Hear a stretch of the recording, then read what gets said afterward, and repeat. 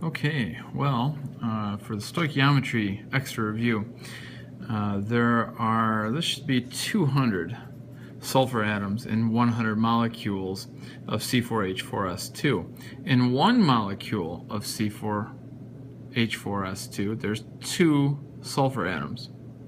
So in 100 molecules, there's got to be 200. There's 2 per molecule. With question 2, we need to look at the balanced equation for the combustion of propane. So C3H8 plus O2 gives you CO2 and H2O. Balancing that carbon first, there's 3 carbons, 8 hydrogens, so 4 times 2, that takes care of the hydrogens. Total oxygen on the right hand side, 6 plus 4 more is 10, so 5 times 2 gives us 10. That's the balanced equation. A good chance that because we're dealing with stoichiometry, the balanced equation is going to be really important in a lot of the questions. So it says here the reaction of 3.75 moles of propane. So we've got 3.75 moles. Will produce how many moles of carbon dioxide? Well, it's a 3-to-1 ratio. So the amount of CO2 is triple the amount of C3H8. So we're going to take that and multiply by 3. One other way to look at it, times where you're going, divide by where you're at. You just triple that, you get 11.25 moles. And that's it. That's your answer for question 2. Question 3, we're labeling those, and this is a decomposition. All decompositions start as one substance and break into more than one substance. Here is a combination, otherwise known as synthesis, where more than one substance combines into a single substance. Same thing with this one. And here is combustion, CO, where you have a carbon, hydrogen. Sometimes this will have oxygen in it too, reacting with oxygen to give you carbon dioxide and water. Formula weight. Formula weight is just another name for the molar mass in units of AMU, and we get that from the periodic table. So aluminum is about 27 times 2, there's 2 of them. Carbon's molar mass is about 12 times 3. And oxygen is about 16. There's 3 times 3, or 9 of them. So we add all that up, and we will get 234 AMU for atomic mass units. Well, with question 5, we're going to predict the product in the combination reaction. So aluminum and chlorine are going to combine together. And to do that, we need to look at the charge on each of them. Aluminum is +3, chloride's -1, so it's AlCl3. It doesn't say to balance the equation, so we won't. 6, how many moles of carbon atoms are there in 2.5 moles of C2H6? Well, in 1 mole of the compound, there are 2 moles of carbon, okay, because there's 2 carbons for every molecule. So in 2.5 moles, it's just 2 times 2.5, 5.0. One more note about number 7 here. Notice you need 2 N2s. We've got 2 of those right here. 5 O2s. We got 5 O2s. And it makes 2 N2O5 molecules. Now, we've got 2 more N2s, but only 4 O2s. So these 2 N2s don't quite have enough oxygen to react. And that's why we only make our original. These right here combine and rearrange to give you 2 N2O5 molecules. An argument could be made for taking 2 of these nitrogens and taking 2, 4, and 1 of these to give you 5 oxygens. That gives you an oxygen monatomic situation. I don't really like that. So I think the best answer for this would be that you can only make 2 N2O5s because you've got 2 N2s and 5 O2s that react. You're going to have some leftover ingredients, but oxygen is limiting the whole thing. We've got calcium oxide reacting with water in a combination reaction to produce calcium hydroxide. So we've got 4.50 grams of CaO. is reacted with 4.34 grams of water. How many grams of water remain after the completion of the reaction? So to do that, we're going to change this into moles. 56.1 calcium plus oxygen. 56.1 comes from the periodic table, and so does 18.0. We're going to divide down 4.34 divided by 18. That gives us 0.2411 moles. And 4.5 divided by 56.1 gives us 0.08021 moles. Now, it's a 1-to-1 ratio. So we see here that there's 0.24 moles of water and 0.08 moles of calcium oxide. So if we subtract these guys, all of the calcium oxide gets used up. There will be some leftover water. So let's do that. 0.2411 minus 0.08021, and that equals 0.1609 moles. And that's the moles of water left over. The question is, how many grams of water is that? We'll just take this and multiply by 18 grams per mole, and we will get about 2.896 grams. You can round that to 2.9 grams of water left over. Number 9, consider the reaction in the previous question. If the percent yield is 73.2%, how many moles of CaOH2 can be produced? Well, we know that our limiting reactant is this right here.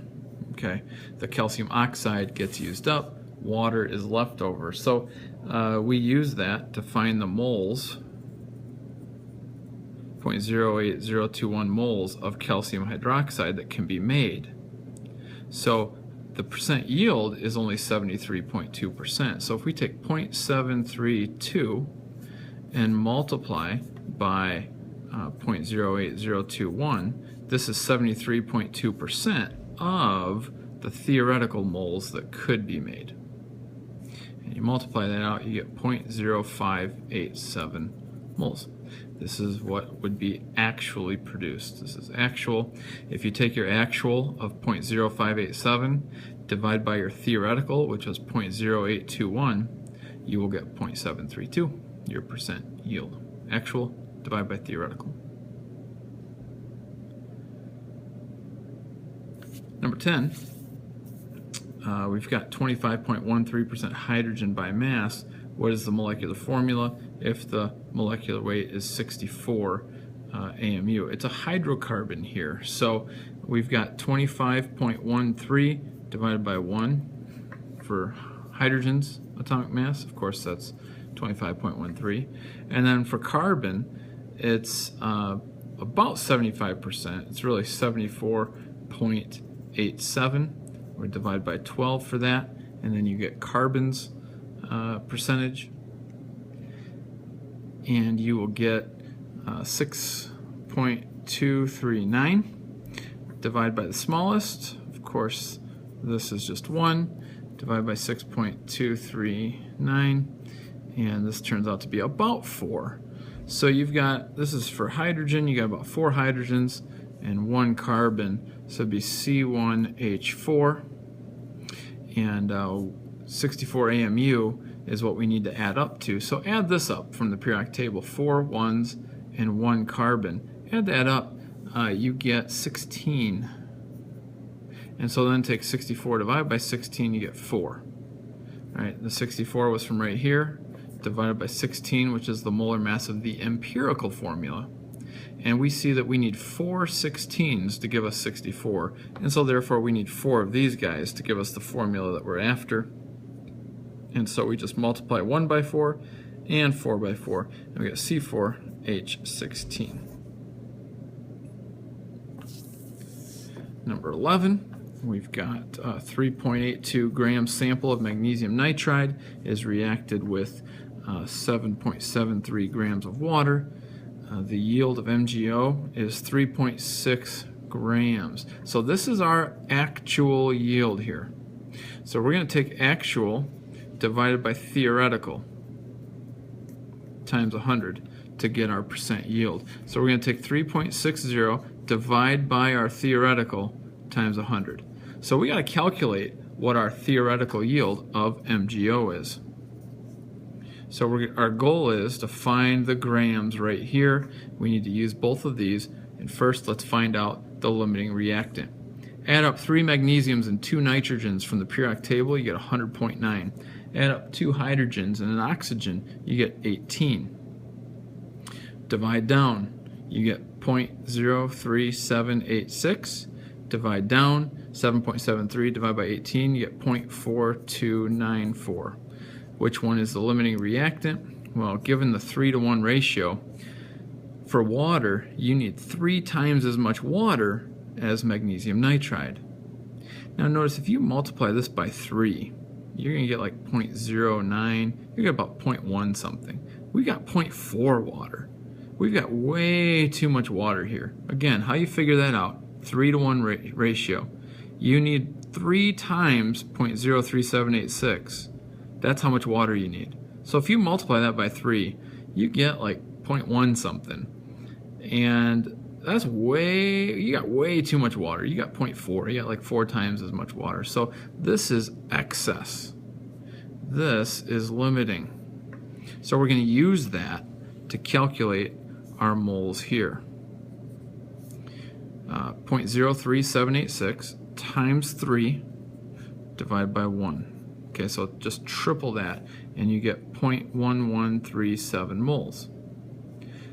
Add up 1 magnesium and 1 oxygen from the periodic table.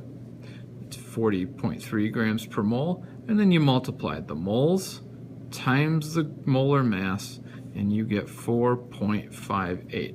That is our theoretical calculation. In the real world, it looks like we only got 3.6 instead of 4.58. So we are going to take our theoretical and put it right down here. 3.6 divided by 4.58 times 100 equals a percent yield of 78.7%. All right, well, we've got a combustion of 1.031 grams of a compound that has only carbon, hydrogen, and oxygen. And so what we can do is we can get our carbon from the grams of carbon dioxide. We take, to get our carbon, you just take 2.265, that's grams, and you're going to multiply by 12/44. The reason is because the molar mass of carbon dioxide is 44. Out of that 44, 12 is carbon. Multiply that, we get 0.6177 grams. Do the same thing for hydrogen. Get it from water. You take your 1.236 grams multiplied by 2 out of 18. 2/18 is hydrogen. And that gives you 0.1373 grams of hydrogen. Now to get your oxygen, it's a little different. You want to take what you started with, 1.031 grams, and subtract out the carbon and the hydrogen. If you get rid of the carbon and the hydrogen, all you're left with is the oxygen. So we'll subtract the total of the carbon and the hydrogen. We do that, we get 0.276 grams. Now all that's left is a problem very similar to an empirical formula problem. We take our carbon, divide by 12 grams per mole to change to moles, divide this by 1 grams per mole, which you're just left with the same thing, and then we're going to divide this by 16 grams per mole because that's the molar mass of oxygen. And the answers we get are 0.051475. This stays the same, of course.